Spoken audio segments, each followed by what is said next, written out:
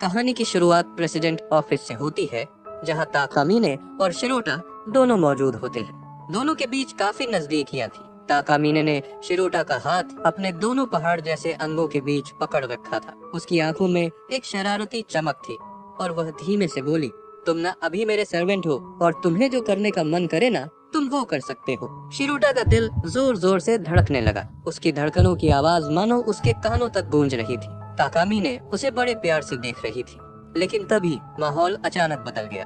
कई पुलिस वाले वहां आ धमके और शिरोटा को दोबारा पकड़ लिया। ताकामिने एक पल में मासूम बन गई, जैसे कुछ जानती ही न हो।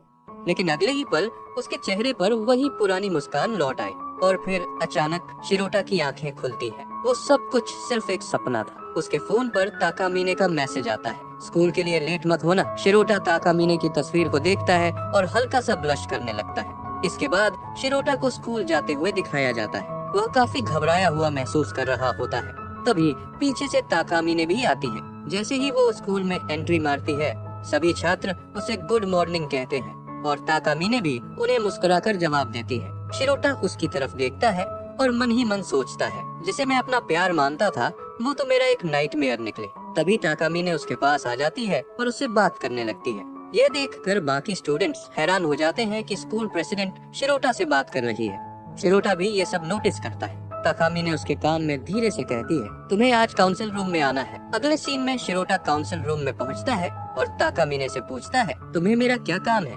ताकामिने मुस्कुराकर जवाब देती है, वैसे तो कोई खास काम नहीं है, लेकिन अब हम दोनों पार्टनर बन चुके हैं तो हमें एक दूसरे के बारे में जानना चाहिए। शिरोटा जोर से चिल्लाता है, हमारा कोई पार्टनरशिप नहीं है, तुम जबरदस्ती मुझे अपना स्लेव बना के रखी हो। तभी ताकामिने उसे अपना एक बैग थमा देती है। जब शिरोटा बैग खोलता है तो उसमें कई अंडरवियर होते हैं।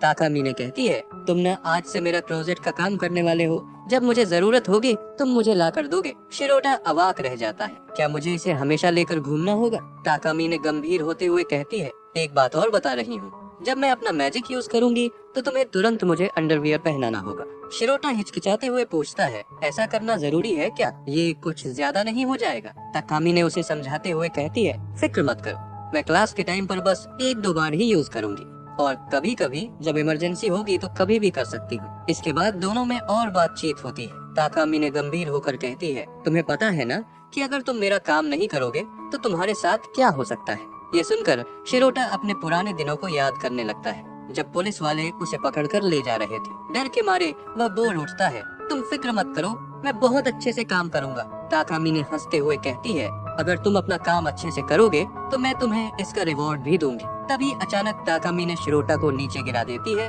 और उसके ऊपर बैठ जाती है।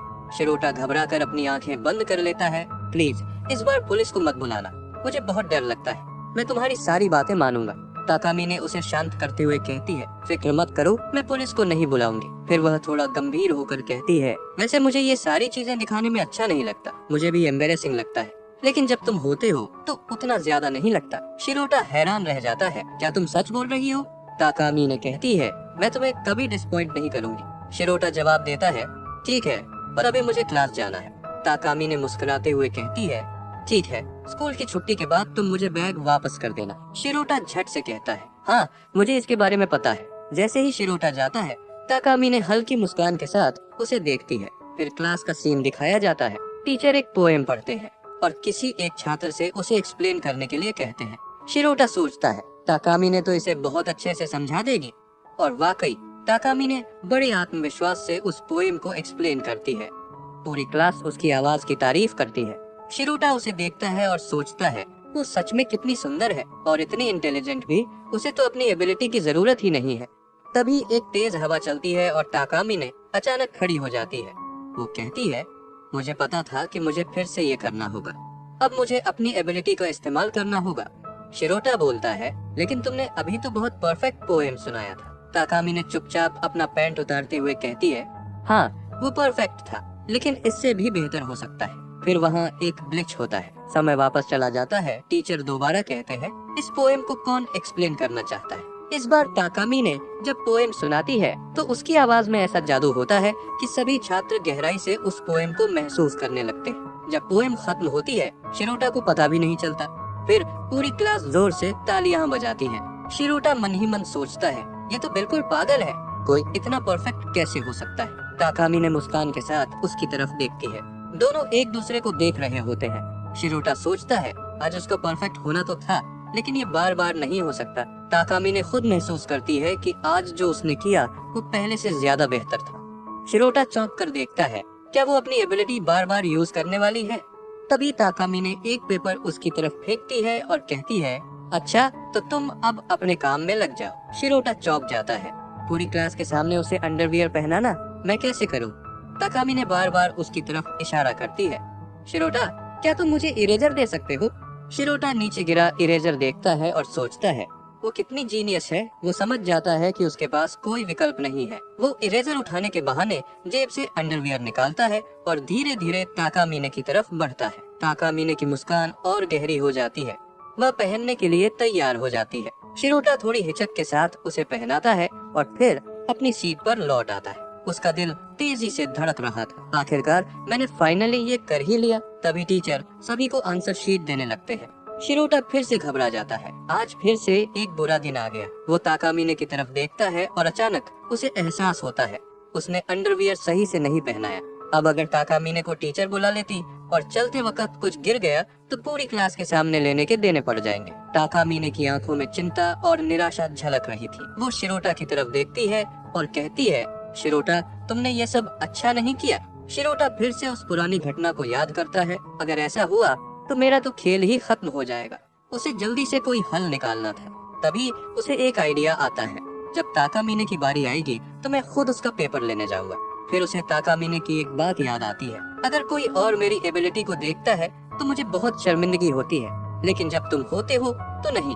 जब ताकामीने का नाम आता है शिरोटा तुरंत टीचर के पास जाता है। टीचर पूछते हैं, तुम ताकामीने नहीं हो, है ना?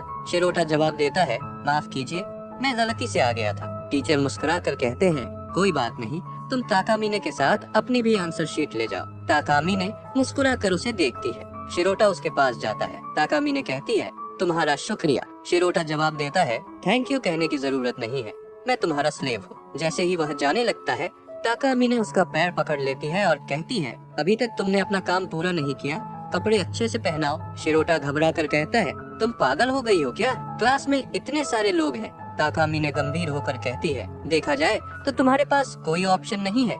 थोड़ी हिचकिचाहट के बाद शिरोटा कपड़े पहनाता है। ताकामीने थोड़ा अजीब सा चेहरा बनाती है। तब शिरोटा पूछता है, तुम्हें कोई परेशानी तो नहीं हुई ना?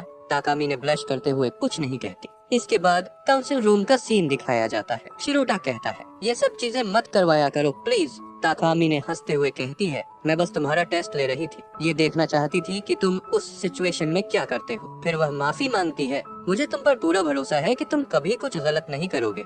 शिरोटा पूछता है, तुमने मुझे क्यों बचाया? ताकामीने हंसकर जवाब देती है, क्या तुमने ये सब इसलिए किया ताकि मैं तुम्हें पुलिस के चक्कर में न डालूं? शिरोटा कुछ नहीं कहता, सिर्फ इतना बोलता है, बस मैं तुम्हें इसीलिए बचाया था। ताकामीने हंसते हुए कहती है, वैसे सच कहूँ तो मुझे तुम्हारी बात पर भरोसा नहीं हो रहा है, लेकिन अगर तुम मुझे खुश करने की कोशिश कर रहे हो तो थैंक यू। उसका चेहरा इस वक्त बेहद प्यारा और क्यूट लग रहा था। और फिर इसी के साथ ये एपिसोड यही खत्म हो जाता है। तो मिलते हैं अगले एपिसोड में, तब तक के लिए गुड बाय।